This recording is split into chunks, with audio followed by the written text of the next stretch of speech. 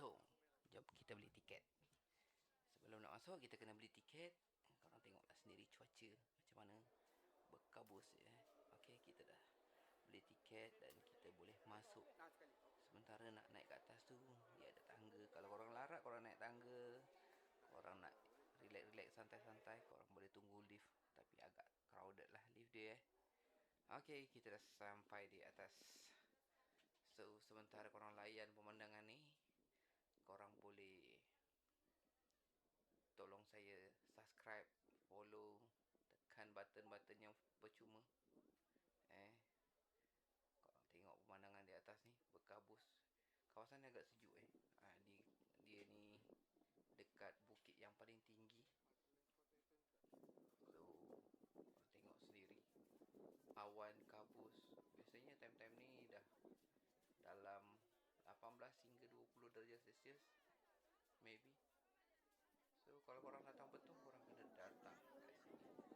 Ini tempat wajib yang korang kena datang Memang syok kat sini. Sebab apa? Dia sejuk. Dia menarik lah pemandangan dia. Pemandangan dia tu sangat cantik.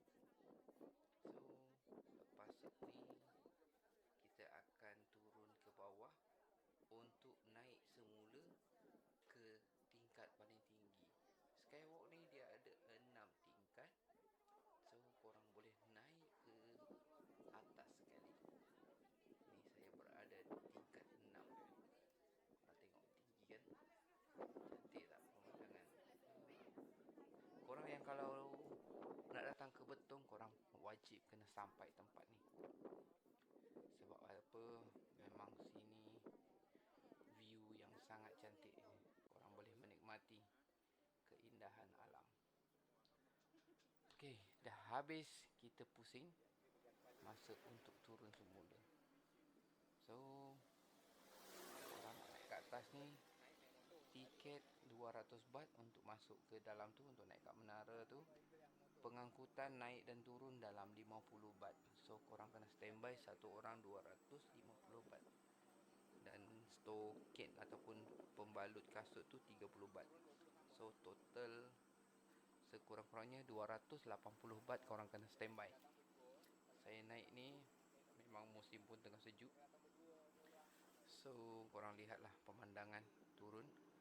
So, berarti dah jalan-jalan ke atas memang akan agak lapar lah sebab kawasan sejuk. So, jangan risau, korang turun je sampai bawah. Dekat bawah macam-macam kedai makanan ada. Kedai souvenir ada. Korang boleh beli macam-macam dekat bawah. So, korang layan video ni sampai habis. Yang mana belum follow. Yang mana belum subscribe, boleh subscribe YouTube saya, TikTok saya, Abang Botak Gaming. Alright guys, korang layan view ni sampai ke bawah. Kat bawah nanti korang akan nampak kedai-kedai makan, macam-macam makanan yang ada. Okay, layan dulu sampai habis.